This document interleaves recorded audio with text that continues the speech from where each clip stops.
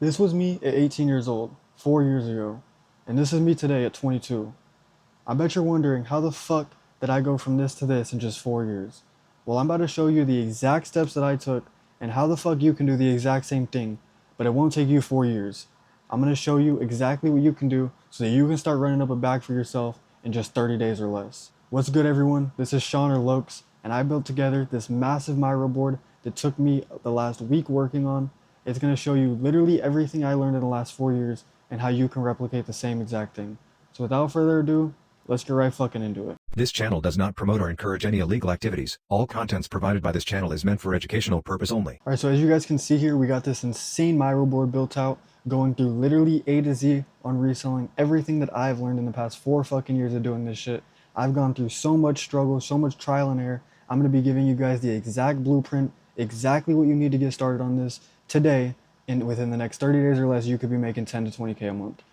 But let's get into it so you can see the exact details and what you need to do to get started.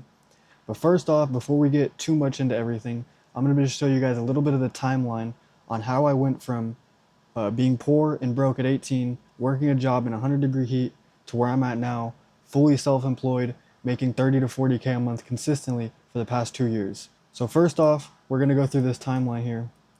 We got me at just 18 years old right here. I was working a job in the heat. I was outside doing construction. Where I live in Arizona, it is extremely hot during summers. Our summers last 8 to 9 months, and it's 100 to 110 degrees outside. So you can imagine how terrible this was. But I worked here for about 8 months. Like I said, I was working out 100 to 110 degree heat, dripping sweat. Wasn't making very much money. I think I was making 17 bucks an hour. As you can see right here next to it, this was my savings account at the time, and I didn't have any expenses. I was living at home with my parents. I didn't have a car bill. I didn't pay for insurance. I didn't have a phone bill. I literally didn't have any bills, and this was my savings account after a few months of working there. I barely made anything, and all the money that I did make was going into food and gas to get to and from work. I was getting text messages like this when I did begin reselling. Do you really just plan to resell forever? You should have gone to college. Outside pressure, external doubt, constantly feeling like I wasn't making the right decision. And this honestly did make me doubt myself at time.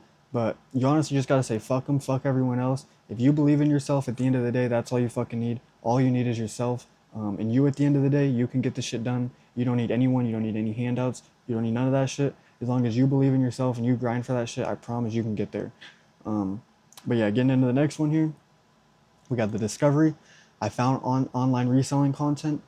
I saw these videos of people making 20K a month just reselling products from their house, kids my age, and I was thinking, if there's no reason that if they can do it that I can't. So this made me really want to start doing this shit for myself. And this is when I first started. I was spending hours on YouTube and Telegram, different forums, researching where I could get different vendors, where I could order different products. I was figuring out how the entire system worked before I ended up placing an order and putting money into this. But once I was comfortable enough, I put my first test order in for some Louis Vuitton belts and some AirPods. And it did end up coming in. Like I said, it was nervous wait, risk of being scammed. This was my very, very, very first package. But it did end up coming eventually, and I sold out of this within the first week of having it. So that's when I doubled down, I reinvested all that money, and I ordered even more stuff. And at first, it just started out as fun. I wasn't really buying reps to make this into a full-time career or be able to quit my job with it. I just wanted to wear cool stuff, designer stuff, without having to wear or pay full price. And that's how I got into this. I found the sources and the vendors to actually just wear the shit for myself. And then I thought I could probably flip this and start reselling it on my own. And that's when I started doing that. You can see I was balancing my job and the flips at the same time. My first closet resales were just small flips. And that's when I realized the profit potential. And that's when I had that light bulb moment. And that's when I really doubled down. I invested everything into this. I quit my job and I went full time into this reselling stuff. And within a month, it ended up paying off for me. As you can see here, I put in all the money I had saved up from the past 8 months of my job, 10K, and I reinvested all of it. And I was reinvesting 80 to 90% of the profits from that as well. I was having a zero splurge phase. I wasn't acting like I was rich. I wasn't LARPing yet. Not yet, at least. I'd get there eventually, but we weren't LARPing yet. And we build compounding effects that we continue to grow and continue to gain more profit and more and continue to scale up. As you can see here, this was my first big vendor order. This is where I placed that order for 10K as you saw in the last picture. I had all these boxes. I ended up having to get a storage unit to keep everything. It couldn't all fit in my room anymore. And this is when vendors started to prioritize me. I went from 10 to 50 to 100 units. And this was a huge stepping stone for me. As you can see here, I had my first 5 to 10K month compared to working 3 to 4 months at a job to make that. I was making this in a single month. And this was the first big proof that I had this was a real business, and this really was allowing me to quit my job and I could really pursue this full time. I was having marathon packing nights, 20 to 50 orders a night, packaging up everything and having to leave first thing in the morning to drop it off at UPS. And I'm at the storage unit packing up all this shit while friends are out partying, doing God knows what. I have to sit here and grind my ass off, but in the end, it's going to pay off, and you're probably going to have these same doubts. You're going to want to go out to the club with your friends, go party, go do whatever the fuck. You got to stay inside, you got to lock in, you got to grind for this shit. You'll eventually have all the time in the world, all the money in the world to go party, to go blow your bag on however many bottles you want.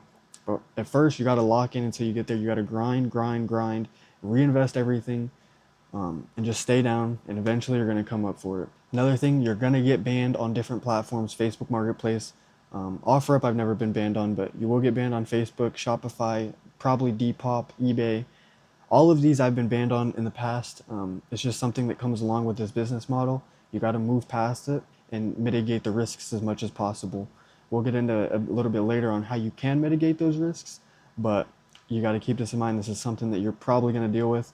You just got to accept it. Have other platforms that you build your customer base around that won't get taken down. Like I said, we'll get into more of this later.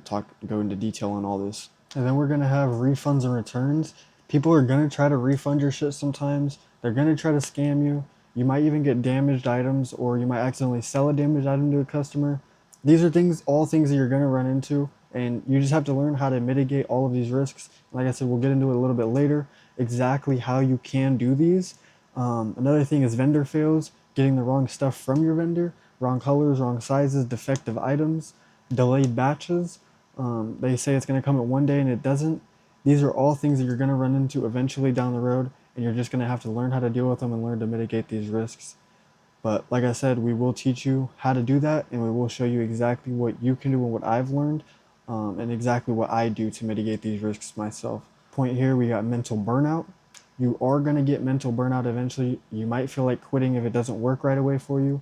Every entrepreneur feels it at some point in their journey. You don't ever lose until you actually quit. All your losses are just fucking lessons at the end of the day. You just learn from your mistakes and you continue to grow from them. But yeah, let's get on to the next point here. The dream car, my Corvette C8 that I ended up buying, and it actually did not end up taking me 4 years to buy this car. I actually bought this car 2 years into reselling. I was able to afford this car, and then I did get the BMW just for the daily, because I did my Corvette with 0 miles on it.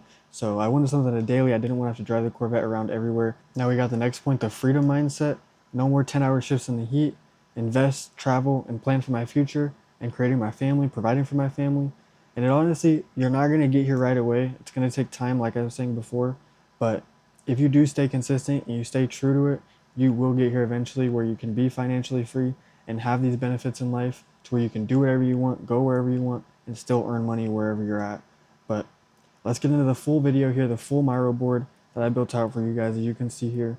It's literally jam-packed of information from start to finish. We got products, selling products, and the scaling and the systems.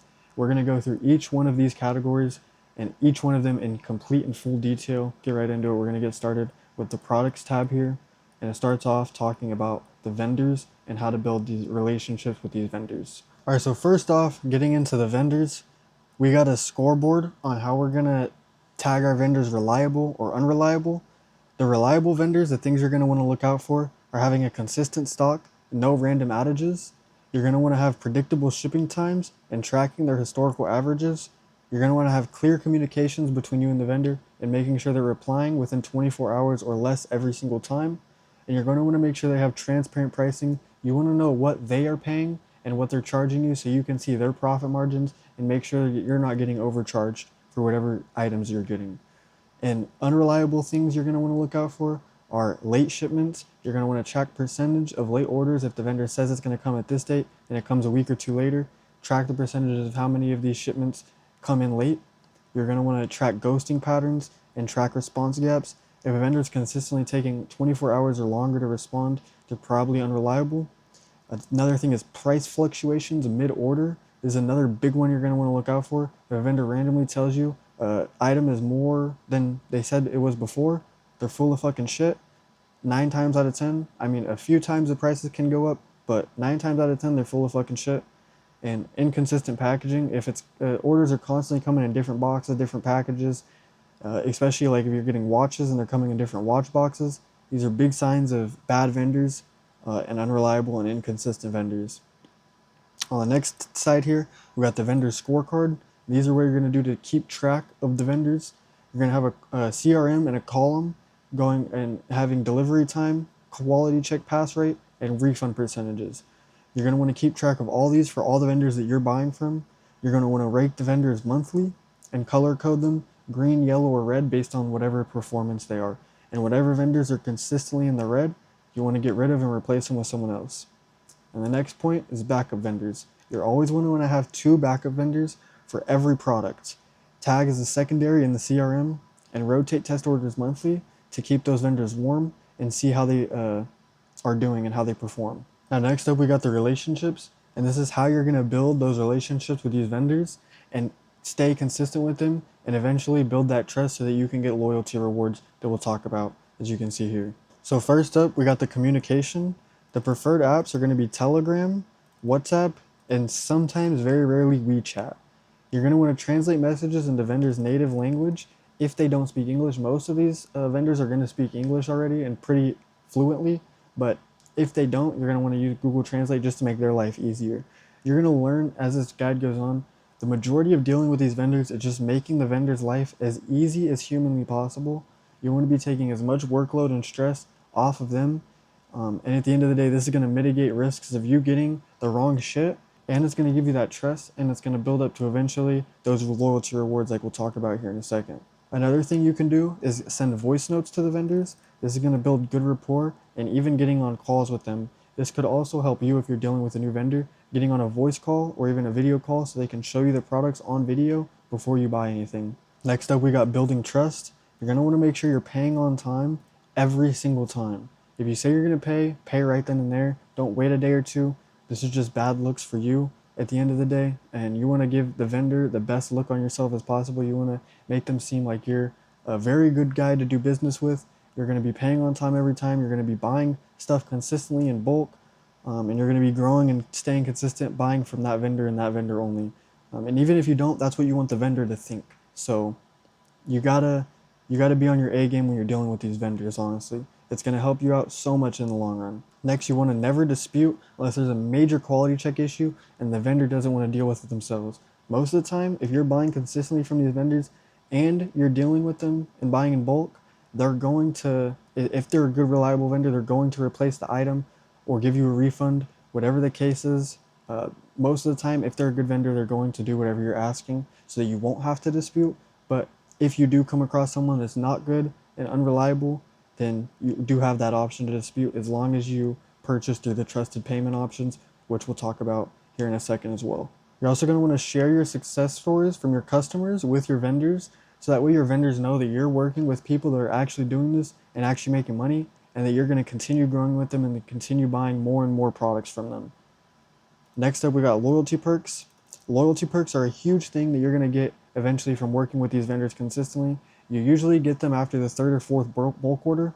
You're going to get faster processing, discounts on orders, cheaper prices on bulk, and access to hidden drops and special VIP treatment. Loyalty perks are great when you're dealing with good vendors because, like I said, it gets back into the last point. If you do have a quality check issue, if they accidentally send you the wrong item, most of the time they have no problem replacing it or even sending you an extra few items on top of it. Now, red flags you're going to want to look out for is no replying after 48 hours. There's risk of flakiness, always asking for full upfront payment.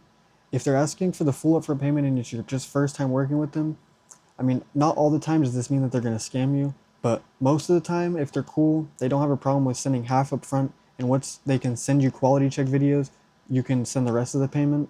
They're usually not going to send out the item until they do get the full payment, but sometimes they will allow you to send them half and then get the quality check videos, and then you can get the rest. Another thing you want to look out for is constant excuses, like them saying the factory is having issues or the shipping's being blocked.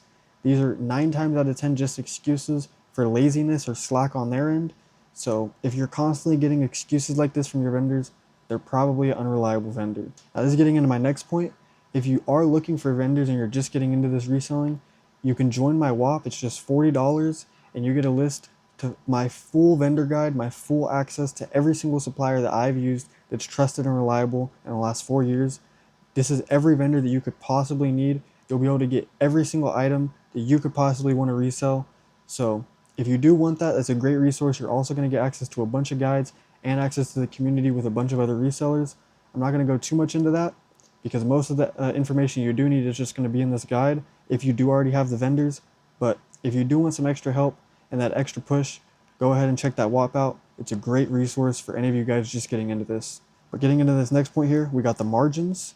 These are going to be how you track your pricing and the costs for you so that you can make sure that you're getting a good margin in the end after all your sales. So the main formula for the margins is going to be cost equals item plus shipping plus packaging plus platform fees plus tax buffer. These are going to want to be what you're adding up, and that's going to equal your total cost. So you want to make sure your total cost is you're selling for 2x your total cost. So you need to add up however much the item costs plus the shipping to you and to the customer if you are offering shipping, and however much packaging is, the box, the tape, the label, platform fees if you're selling on certain things like Facebook Marketplace, Depop, as well as your taxes. You want to take into account all of these, and that's going to equal your total cost for the product. And then you're going to want to make sure you're listing for at least 2x, but you want to be aiming for 3 or 4x if possible. Now we're going to get into what items sell for what and what margins you can look for those items. And we're going to get into great items that you can start out with. But we'll get into that a little bit after the full margins breakdown here. So you're going to want to do price testing, start 15 to 20% above the expected market. You're going to take a look at whatever area you live in on Facebook Marketplace, offer up whatever platforms you're selling on, and you want to look at what prices other people are selling those items for already, and then you're going to try to compete with them, but also list for 15 to 20% above whatever margins you need for the expected outcome for 3 to 4x, or if not even more. You're going to want to drop in $5 to $10 increments depending if they don't sell, and if they do sell, you can even raise the price. Keep testing, never assume a market cap. You can always raise and lower prices because the markets are always fluctuating on these prices, and prices are always changing for every single product. Another thing you can do is offer bundles like 2-for-1 offers, holiday discounts like seasonal bundles for hoodies and jeans or hoodies and sweatpants or a certain sweatsuit like a Hellstar jumpsuit. These are a great way to get rid of stock off quick, especially if you're selling locally. Another thing going along with the seasonal bundles is seasonality. Q4 holiday boom from November until, honestly, it says December, but honestly, until end of January, Q4 is going to be booming. If you're not selling in Q4, you're missing out on so much fucking money. It's not even funny. You need to be stocked the fuck up on everything when you go into Q4 so you're ready to make the most amount of money you possibly can. Summer drops, you're going to want to make sure during summer times you're not getting things, especially like if you live in my state like Arizona. If I'm selling sweatpants and hoodies during summer out here, they are not going to be selling for shit. I need to be selling t-shirts, shorts, socks, bracelets, watches, sunglasses, hats.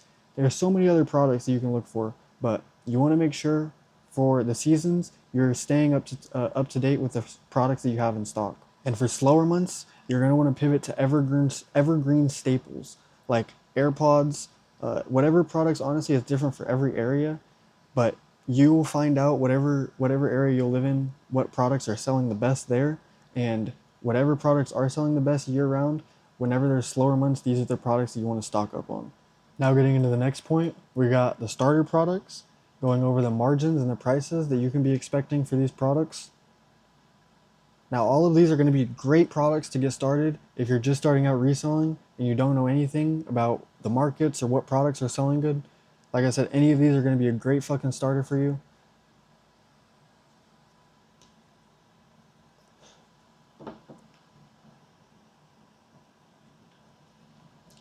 Starting off, we got AirPods. You can be expecting to buy these for just $15 a piece if you're buying in bulk, and you can sell these from anywhere from $80 to $150. You can be expecting a 5 to 10x from AirPods. AirPods are a great fucking way to start. These are what most people do start on, is what I started on, is what most other big resellers that you see start on. Next up, we got the AirPod Maxes. These are going to be a little bit more expensive. You can expect to get these for $120, and these prices are going to be after shipping. So, depending on whatever platform you're selling on, or if you're going to be shipping, you also need to take in those prices to equal out your full cost. But you can be expecting 120 after shipping, and you can sell these for anywhere from 3 to 400 with a 2.5 to 3x margin. Next up, we got the moissanite earrings, bracelets, rings, and necklaces. These are going to be $10 to $30 that you can get them for, and you can sell these for anywhere from $100 to $200 depending on what exactly it is. You're going to be expecting a 4 to 10x profit margin on these. Another great one to start on. Honestly, I've done moissanite in the past, and moissanite does fucking amazing. Now, next up, we got the moissanite watches, Cartiers, APs, Rolexes, Pateks, if you find any other brands, those are just the ones I can think of that I mainly sell. You can even get the G-Shocks, but these are going to be a little bit more pricey item, $500 to $600 that you can buy them for, and you can sell these for anywhere from 1K to 3K, which is going to be a 2 to 5x profit margin. But with these more expensive items, the profit margins are smaller, but you got to keep in mind they're more expensive. So you're going to be making just about as much as you would on the cheaper items. You just have to have a little bit more to invest. But these moissanite watches sell fucking crazy, especially depending on if you live in a pretty popular state with a lot of colleges. You're definitely going to sell these like fucking crazy. Even the plain Jane watches, we do have plain Jane watch vendors in the WAP as well, and these are going to be a little bit cheaper. You can usually get these for $200 to $300, but these also sell for anywhere from $700 to $1,000. So those are also a great one to start with. Again, going to be 2 to 5x profit margin. But that's going to be it for the electronics and accessories. Next up, we're going to get into the fashion and style. First up, we got the clothing. It's mainly going to be the designer clothing. You can get these for anywhere from $20 to $40 for t-shirts, hoodies, shorts, sweatpants, jeans, anything like that. And you can sell these for anywhere from 80 to 150 depending on what exact item it is. You're going to be expecting a 3 to 4x profit margin. Great profit margin starting out. Clothing always does great, mostly depending on the area that you're in. Again, you should probably live in a pretty popular area, but even if you don't live in a popular area, you can sell online and ship out the items, and you'll still get a ton of sales this way. Next up, we got the shoes. You can get shoes for anywhere from 60 to 80 bucks, super cheap, and you can sell these for $200 to $300, sometimes even 400 or 500 depending on what exact shoe it is. You can get these profit margins 3 to 4x, pretty good profit margins for the shoes. Next up, we got the designer sunglasses, super cheap, 10 to 30 bucks a piece, and you can sell these for 100 to 200 bucks, expecting a 4 to 10x profit margin. Again, sunglasses, super fucking good starter. Next, we got the cologne. I don't know why it says 100 to $200. I need to change this. It should be 10 to $15. That's how much you can be expecting to pay for the cologne. Super cheap, and you can sell these for anywhere from 100 to $200, expecting a 6 to 12x profit margin. Now, next up, we got the specialty and niche items.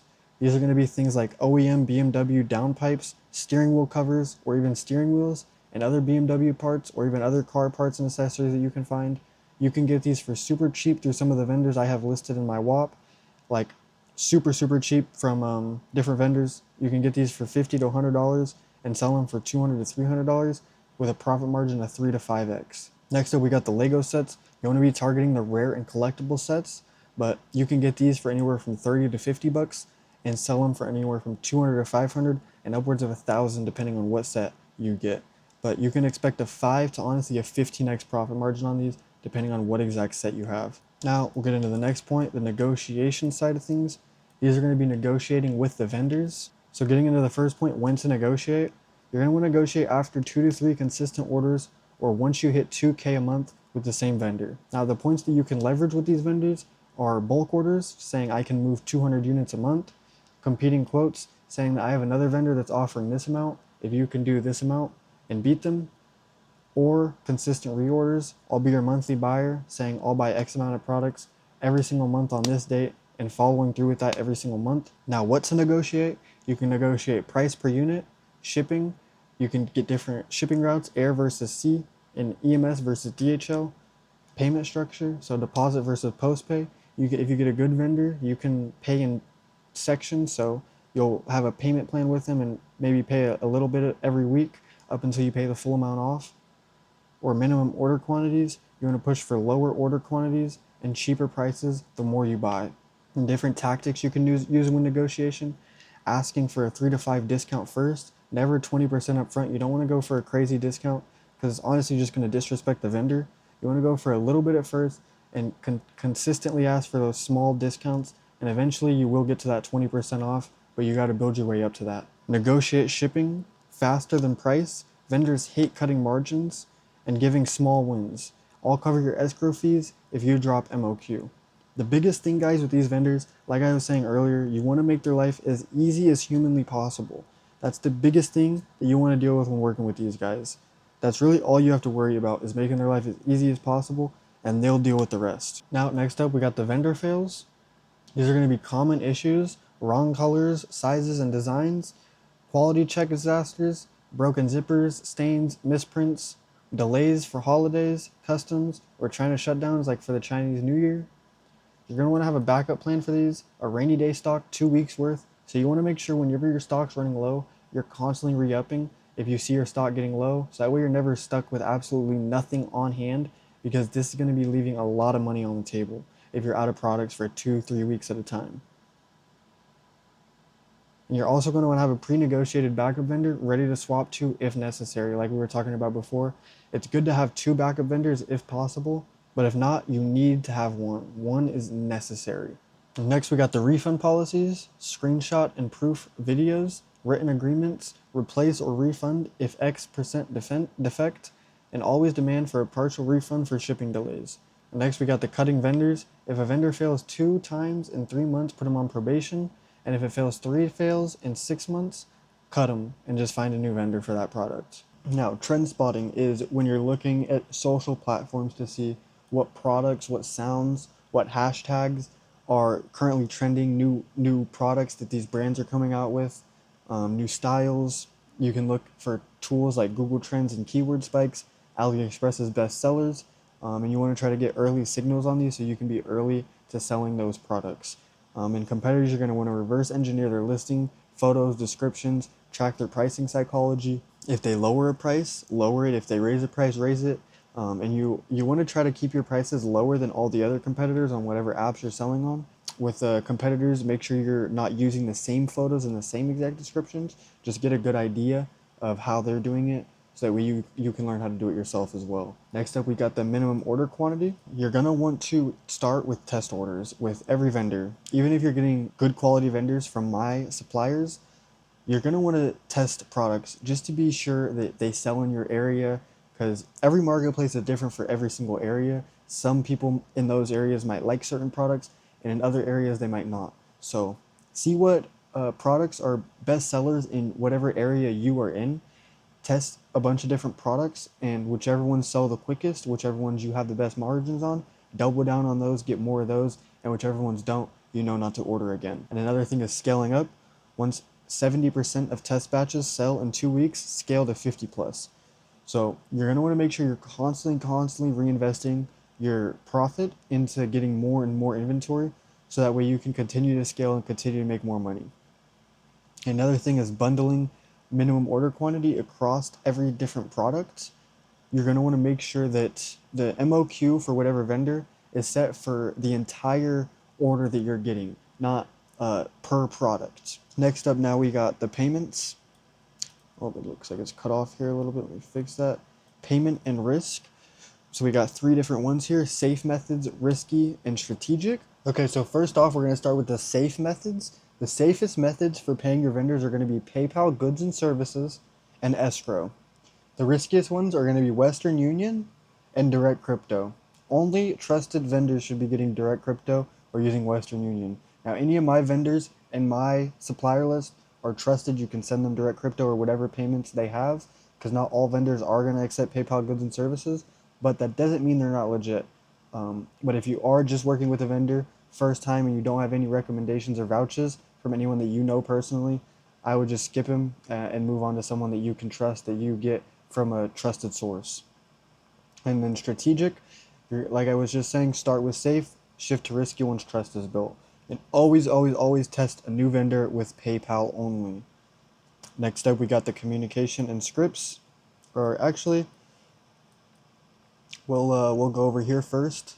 So getting into the communication of everything, you want to get a CRM spreadsheet to keep all of your leads on, all of your vendors that you've used, what you order, multi-chat tracking, tag vendors in Telegram and WhatsApp groups, and pin conversations from your trusted and most used vendors, and set reminders to make sure that you're reordering stuff on time. If you do have those deals set in place, like we were talking about earlier, and columns, you're going to want to have it set vendor name, contact info, MOQ, average delivery time, and reliability score. And these are going to be for your vendor CRM. We'll get into later. You're going to have a CRM for your buyers list as well, and all your people that you have bought from you. But like I said, we'll get into that a little bit later. We'll get into this next one, the communication scripts. All right, so the first contact script you're going to want to send to these vendors is, hey, blank, whatever their name is. I'm a reseller in the US focused on whatever category you're focused on, and I'm looking to test whatever product that they have in stock. And if they do, if you can get a photo of it, attach a photo as well. And then you're going to want to say, can you send me unit prices for 20, 50, and 100 pieces, however many you're looking to buy, shipping options to city and country, and QC photos and videos before shipping. And if the test goes well, I'll be ordering monthly. Now, this is a great, great first contact script. It's showing the vendor that you know what you're doing. You've dealt with these vendors before. You've ordered stuff from vendors before. You're not someone just getting into this business model. And this is going to raise the chances of these vendors wanting to work with you and give you those rewards and discounts more in the future. Now, the next one, we're going to have the reorder script. Yo, blank name, whatever. Last batch move quick. I need blank quantity of whatever product, color, and size you got last time. Same price as last time, question mark. I can pay today, just send quality check pictures before. Now, this is a great way to reorder everything, letting them know exactly what you need all in one message, again, making their life as easy as possible. That's what you want to be doing, is just making these vendors' life as easy as humanly possible. That's going to increase their chances of replying quicker to you, giving you those discounts and rewards, and staying in contact with you so that you can continue working with them. Now, the negotiation script, we're testing volume this month. If I can commit to X units monthly, can we do blank target price each? If I can drop blank percent deposit today, clear balance after quality check. Now, this is a great, again, going over all of those points that we made earlier in the negotiation. This is just one of those points that we made. You can use any of the other ones. This is just an example, but this is a great message to send for the negotiating. Now, getting into the last point here on this first page, quality check hacks, vendor video inspections before batch video, or require batch video before shipping, and third-party quality check. China has quality check services. Now, this isn't required, especially not for trusted vendors, but maybe if it's the first time you're working with a vendor and you're getting a high quality item that needs to be high quality and you're spending a lot, maybe it's worth it to do this, because it is usually a bit pricey, 100 to 200 per inspection. But like I said, if you are getting a lot of something or something that's very expensive, it could be worth it. Now let's get on to the next one here. We got selling products, content, marketing first up. So starting out with the content and marketing side, you can see here, you're going to want to post on different platforms like YouTube for long form trust building, Instagram for lifestyle and quick proof more for short form, TikTok viral discovery engine. This is going to be where you're posting more short form. It's going to go viral. It's going to funnel people into your YouTube to build that trust. The long form is the best for trust building. Now, and that's where the market is shifting. You know, everyone was posting the lifestyle content, the short little videos of Lambos and cars, but everyone does that nowadays. Now people want to see actual you, who you actually are as a person. They want to be able to build that trust with you, and that is what the long form content is going to do. Showing them into your daily life, showing them who you are as a person, and they might build your trust, or they might trust you, they might not, but if you're able to be consistent with posting on long form, you're going to see a big, big difference in how much your audience is trusting you. As you can see here, these are my platforms, the YouTube that you're currently watching, and my Instagram. Now, this Instagram did recently get suspended about 2-3 weeks ago. I do have a new Instagram up. I'll link it down below in the description. Make sure you guys go check that out and follow me. I need to run my new page up, so get back to 22K followers and more. Continue growing, continue building. But yeah, make sure you guys go run up the new page. I'm gonna post it in the description. Post all my socials as always. But yeah, make sure you guys go run up the new Insta because I did just get suspended on there. Now, the different content types you're going to want to be posting: lifestyle proof, cars, trips, clothing, and results, product reviews, hand on demos when you're getting bulk orders in, educational videos, how you source, how you ship, how you get different buyers, and you want to show them in the scenes every single way that you do what you're doing. Behind the scenes, you're going to want to package, vendor chats, trust building. You want to make sure you're focusing on every single one of these so you're at the end of the day pushing out the best type of content that you can and getting the best results that you can. Now, moving on to the next thing here: customer shoutouts and testimonials, engagement hacks, storytelling captions from broke to this flip, polls like Q&As on IG stories. These are going to engage your audience, test your engagement on your audience, make sure more of your audience is staying engaged and keeping up with who you are, keeping up with your feed and what you're posting. And this is going to let if my audience is engaged, if they're not, what you need to do to work on that. If they are engaged, then that tells you that you're doing the right thing and continue doing the same thing that you are doing. Short process reels like unboxing and packaging, tagging buyers for social proof, TikTok to IG reels to YouTube shorts. You want to post on all three of these platforms for short form, and then the long form clearly just goes on the YouTube. But next up, we got the logistics and operations. All right, shipping costs. You're going to want to factor in pricing formula. Know how much USPS, UPS, FedEx weight is going to cost. And over time, you're going to learn what products are going to cost what, but you're going to want to try to keep these into the pricing formula so you can measure out your profit margins. Next, refunds and returns. Common causes like delays, defects, and scams. Policies, final sale versus return window. Proof photos before shipping. Tracking repeat refunders, blacklist them. Turn refunds into upsells. Offer them store credit or a different item or replacement item, so that way that buyer comes back and potentially buys something else from you in the future, and they don't just go to someone else and never buy from you again. Because at the end of the day, if you lose out on one product, one $15-$20 fee, and you give them a replacement, they're going to come back and continue buying from you, continue working with you. Instead of just losing that buyer forever, you're going to end up losing out on more money in the end overall. Next up we got platform risk management. You're going to get account terminations, risks, TOS violations, suspicious activity. You're going to want to spread sales across multiple platforms, keep backup accounts and processors, and avoid scaling too fast overnight. And you're going to probably have this happen eventually. You're going to learn as time goes on how to avoid this, but you're going to want to make sure big brand logos like Louis Vuitton, Balenciaga, big brands like this usually have auto detection features on. So you want to avoid products that have super big logos like this, but they can get by sometimes. Maybe blur them out. Different strategies like this do work, but at the end of the day, you just want to be as careful as possible when you're selling stuff like this. Another big thing is being honest with your buyers. If someone asks you if something's a replica and it is, make sure you be honest. At the end of the day, you're not going to grow a business by scamming someone. So make sure you're honest with everyone, every buyer at the end of the day, especially if they ask you. Don't lie to them. Just be straight up, be honest. They're usually going to buy from you anyways. They usually don't care. They just want you to be honest. Make sure you're telling the truth. Because if you do lie to them and then they do buy it from you, they're not going to trust you and they're probably not going to buy anything from you again. Now, next up, listings optimizations. Now, these are what one of my listings looks like for a pair of shoes that I sell. Now, you're going to show every detail, every, inside the tongue, the labels, the different logos, different angles on the shoe. You're going to show every detail on every different product, high quality lighting, natural background, every angle, label logos, blurred if needed. Your descriptions, title equals searchable keywords like Nike Air Jordan 1, size 11, red and black.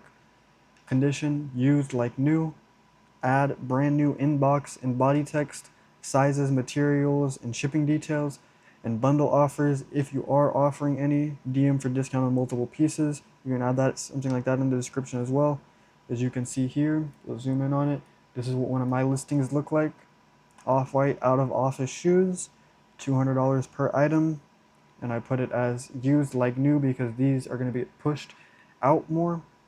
In the description, you're just going to include brand new in the box, whatever size it is, and then if you are offering any bundles, include that as well. Psych Pricing psychology, I didn't do it in this one, but you're going to want to end the pricing in either 99 cents or 95 cents. So like this should have been $199.95. And then if possible, I don't think Facebook has the option to do this, but compare at higher pricing. So whenever you see it like cross out the price, show the new price, it's cheaper than the crossed out price. If you do have this option, you're always going to want to do this. And you're also going to want to put in the stock or in the description that you have limited stock. This is going to make people want to buy it immediately and not wait if they are planning on waiting. Next up, we got shipping or scaling through reinvestments. Your profit reinvestment, you want to always reinvest 80 to 90% of your profits. Scale inventory first, scale marketing, ads, influencer shoutouts, scale ops, hire VAs, outsource shipping, and cycle, test, sell, reinvest, and grow. You're going to want to be implementing all of this into your sales funnel to make sure that you're growing as best as possible and as quickly as possible. Don't try splurging at the first, just literally reinvest every single penny that you're making, and I promise you will not regret it in the end. Now, your ads and marketing. TikTok and IG ads are going to be the most basic. Influencer shoutouts and different niches that you are prioritizing yourself in are going to be the best way to get engagement. Retargeting past buyers via email or DM. You're going to keep track of all these in our CRM. And UGC ads are going to be different buyers making content. Different people that have bought stuff from you, or even different content creators that have bought stuff from you, making content and you paying them depending on how big the influencer is or what kind of content they're making, what kind of deal that you work out with them. You're going to want to be doing these once you scale up a little bit more, not when you're first starting out, because it's not really worth it when you're first starting out. But eventually, if you do scale, you do want to start doing this eventually. Now, your customer service playbook. You're going to have templates for refunds, angry buyer respawns, loyalty building to equal repeat buyers, and VIP buyers group in a Telegram or a Discord for either discounted prices, early restocks, or even different loyalty programs that you have set up for different bundles. List can go on for what kind of special offers you can have in here, but this is going to be a great resource to include to make those people that are buying from you consistently feel even more special and want to buy from you even more than they already do. Now, of course, this does come with the legal and risk awareness. As stated in the beginning of the video, all of this is only for educational purposes. I don't encourage any of you guys to start reselling on your own, reselling replicas, sourcing replicas, or anything of this sort, because at the end of the day, it does come with legal risk, and this is just for educational purposes only. But there are going to be TOS loopholes, seized packages, customs issues, spread shipments, not all bulk at once, reputation buying, collect reviews and testimonials, use social proof screenshots, and turn negative reviews around. And lastly, exit strategy, turn your side hustle into an actual brand, sell your Shopify store, a long-term equity play. These are all things that you can get into. You just want to be keeping in the legal and risk awareness if you are going to be going into something like this. But like I said, I would not recommend it. I wouldn't do this. This is strictly for educational purposes only. Next up, we got the last card here, scaling and systems. We got reinvestment discipline, your profit rules.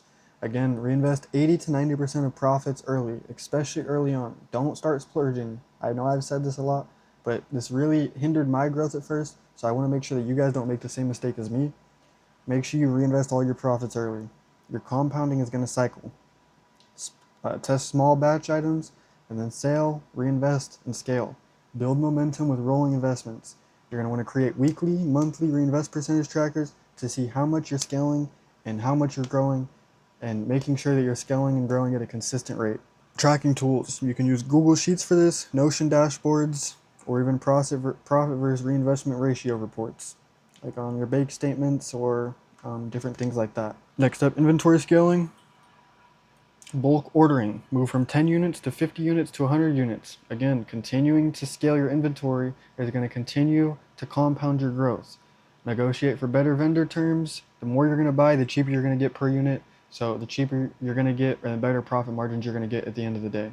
Build vendor trust for faster shipping as well. And this is also going to build better profit margins, and you're going to be getting everything quicker. It's just going to make everything run a lot smoother. Risk management. Split orders across vendors. Again, maintain a rainy day stock. Always 2 backup vendors per item. And next up, forecasting demand. Study seasonal cycles, like summer I was talking about earlier, summer and winter cycles. Q4. You even got fall and spring. But you're going to use competitors' trends as leading indicators. So you can look at what other top resellers are doing, what products they're focusing on, and try to replicate whatever strategy they're using, because you usually don't have to rebuild the wheel if something's working, or what's the saying? If it's broke, don't fix it. Yeah, if it's broke, don't fix it. So if something's working for someone else, it's probably going to work for you as well. So just copy and paste whatever they're doing that's working for them. It'll work for you as well. Promise. Next up, we got marketing and demand scaling. So first up, paid ads, TikTok and IG ads basic. Again, talking about what we did in the last slide, you're going to start retargeting and then cold. Test creatives and small ad sets. The next type of ads and marketing are influencer marketing. Paid shoutouts. You're going to want to make sure that whoever you're paying, whatever influencer, they have good engagement. You don't want to be paying someone who has botted followers or botted views. Make sure they have good engagement and make sure you get that proof from them before paying them. Micro influencers are usually cheaper and usually give you better trust results. They're going to bring you in better buyers and usually better results in the end. And a lot of the time you can affiliate deals with percentage of commission that they bring you in. So if you can, try to work them out a deal like this, because it's usually a lot better than paying them everything up front. Now, next up we got content systems. Build out a content calendar for when you're going to be posting, what type of content you're going to be posting, how consistent you're going to be posting it, and batch record videos. Sit down one day for a few hours and record a bunch of different videos. So you got a bunch of videos ready to go, and you don't got to sit down every single day to record. Repurpose across all platforms. Take one long form video, make a bunch of short form clips out of it, post all those clips on YT Shorts, TikTok, and IG. And then you can do this across all your different videos, and you're going to have a bunch of different content to pump out consistently if you're doing all of this correctly. Next up, retention systems. Email marketing flows, Telegram and Discord VIP groups, and SMS follow-ups from your CRM reports. All of these things are going to be things you're going to want to be implementing. All of these are going to make your reselling business run like a well-oiled machine. You're going to be bringing in the most amount of sales that you can, the most amount of buyers, bringing in back past buyers, and making sure that everything is just staying up to date and running as well as it can. Next up, operations and automation. Outsourcing. Eventually, once you scale to a certain amount, you can hire a VA for listing different stuff, and customer service, so that you don't really have to deal with anything. You can outsource even shipping and packaging, and document SOPs, which means standard operating procedures. So you can really outsource all of this once you scale to a certain amount, to where you're not even doing anything. You have other people doing everything for you, and you're just sitting back making all the money because it's all your systems that you built. Automation tools like Zapier for repetitive tasks, ShipStation for label batch processing, and auto invoicing and receipts. All of these are systems that you can build out to make your life easier at the end of the day. Now, you don't have to do all of this at first. It's just once you get to a certain point, it's good to implement all of these things. They're not even necessary, but they do help out a ton. And like I said, you don't have to start with all of this immediately. You just have to get started. I didn't learn a lot of this stuff until 4 or 5 years into doing it. So all of these stuffs, all of this stuff is not required to get to the point that I'm at. It's just the way that you can run this the very best that you can possible. This is everything that I learned in 5 years of doing this, and I'm just trying to give you guys as much information that I've personally learned myself, so you guys have every single piece of information you need to know going into this. Platform protection, risk and resilience at scale. Avoid scaling too aggressively. Diversify across different apps like Depop, eBay, Facebook Marketplace. And always make sure you're keeping backup accounts in case something gets suspended. Vendor risks. If there's a delay, backup orders ready. Quality check every new bulk shipment. Doesn't matter if they've given you good stuff in the past, quality check the next one they give you as well. And negotiate refunds or credits when a failure does occur, because good chance is it will happen eventually. So make sure you have these things in place so if it does happen, you're ready. Legal compliance, platform TOS loopholes, custom awareness, and diversifying shipping routes. And lastly, scaling lifestyle and mindset. Founder mindset. Treat your business as a business, not a hobby, not a side hustle, as an actual business that you want to scale and grow. Embrace delayed gratification. This is not, it's kind of a quick money scheme, but it's not really. You still need to put in the work, you still need to be consistent, and you still need to continue reinvesting and continue compounding your growth until you get to the point that you want to be at. But at first, you need to be reinvesting everything. That's the biggest thing. Time freedom systems. Remove your bottlenecks, VA for DMs, 3PL for shipping, track time saved, and reinvest into scaling. Growth plateau awareness. Recognize when do your own caps growth, hire before burnout, and scale leadership skills as much as inventory. Now, like I said, this is everything that I learned in 5 years of reselling. You don't need to implement everything. You don't need to do all of this when you're first starting out. You just need to get started, order a few products, test out a few products, and start there. Start with that and slowly implement everything that I'm talking about here. This is going to save you a ton of time on mistakes that I made, mistakes that I had to learn myself the hard way, and this is going to help you out a ton getting started. I know it might feel like a lot at first. I know it's a lot of information to take in at first, but if you just start, bro, you start somewhere, I promise it'll pay off in the end. You just have to start somewhere. So, again, I appreciate all of you guys for, if you made it this far in the video, I appreciate all of you guys for watching. Make sure you guys hit the subscribe button, comment if you guys have any questions, like the video, and again, I do have all my vendors and community access linked in the description. I also have one-on-one access if you want to work directly with me one-on-one. There's a form you can fill out down in the description as well for that. But peace out. I'll see you guys in the next one.